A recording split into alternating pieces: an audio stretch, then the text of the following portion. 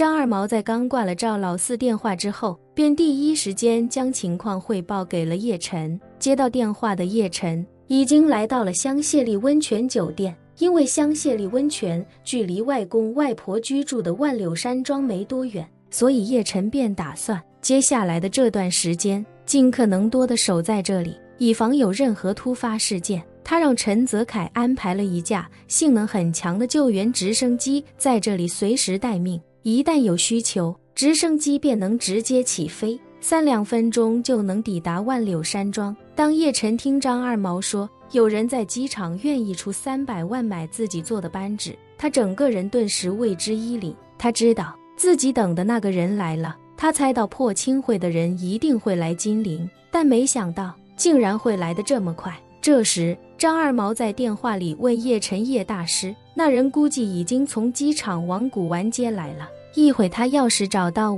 我有什么需要注意的吗？叶晨淡淡道：如果他开价买我给你的那块雷击木，你就开价500万，如果他愿意要，你就卖给他。张二毛连忙又问叶大师：这人应该是您要找的人吧？我要不要派人盯着他？不必了，叶晨嘱咐道：你只管卖他东西，其他的什么都不用管。张二毛与破清会的伯爵直接接触，对张二毛来说，只要他不被人看出端倪，肯定不会有什么危险，因为越是身负重任的人，越不可能给自己的重要任务增加额外的风险。所以那伯爵如果只是找张二毛买惊雷斧，一定不会对张二毛不利。但是如果张二毛被对方看出了端倪，那就是另外一回事了，极有可能那人会以张二毛作为突破点，搞清楚到底是谁在给他做局。为了不让张二毛被对方看穿，叶晨才给了他一个心理暗示，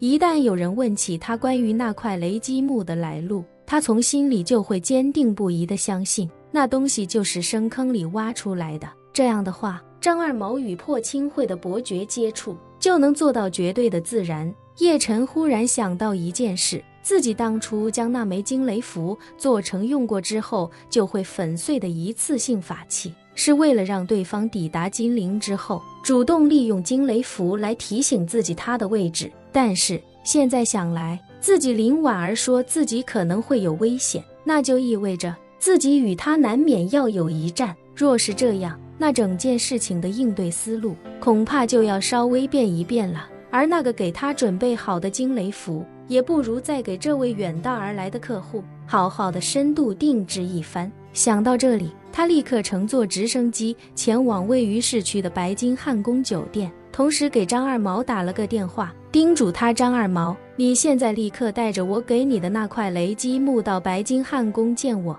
越快越好。张二毛距离白金汉宫骑电动车只需要5-6分钟车程，而叶晨飞过去的时间也差不多，但对方从机场想到古玩街至少也要30-40分钟，而现在距离他打听张二毛的信息也不过就过去了几分钟而已，可能现在都还没上出租车，所以自己还有足够的时间窗口。很快，一架直升机便从香榭丽温泉酒店起飞，以最快的速度前往白金汉宫。当叶晨抵达白金汉宫的时候，张二毛也刚好赶到。叶晨在陈泽楷的办公室与他见面之后，便问他：我给你的那块雷击木带过来了吗？带过来了。张二毛从口袋里掏出那块惊雷符，递给叶晨，道：叶大师，您看看。叶晨点点头，叮嘱他：二毛，你先出去等我一会。吵！张二毛不假思索地说道：叶大师，那你有事随时叫我。说罢，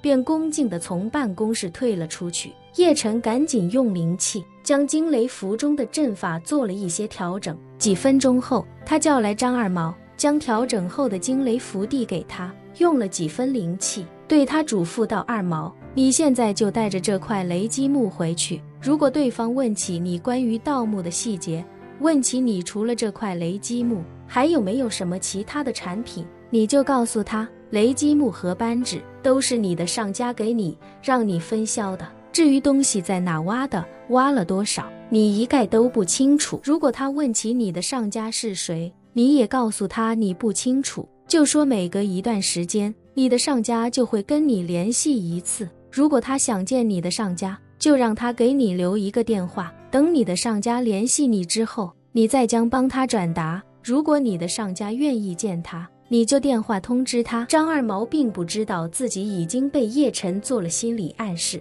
立刻重重点头，恭敬道：叶大师放心，我都记得了。臭！叶晨满意的说道：你可以回去了，这次你卖这2件东西得到的钱都自己留着吧，我的一份心意你就不要推脱了。张二毛连忙说道：谢谢叶大师。几分钟后，张二毛又回到了古玩街，有人问他：二毛哥，你刚才干嘛去了？好几个问你东西的。张二毛随口道：窜稀去了，今早吃坏了肚子。说着，他将那惊雷斧取了出来，摆回了摊子的正中央。此时的他还不知道这东西已经被叶晨重新改造了一番。20分钟后，一位长衫老者迈着急促的步伐走进古玩街，此人便是常胜博。从机场坐出租来古玩街的这一路，他都在不停地催促司机，让司机开得快一点。不过即便如此，也还是用了将近40分钟才抵达这里。常胜博走进古玩街的第一件事，便是立刻查探起四周有无灵气波动。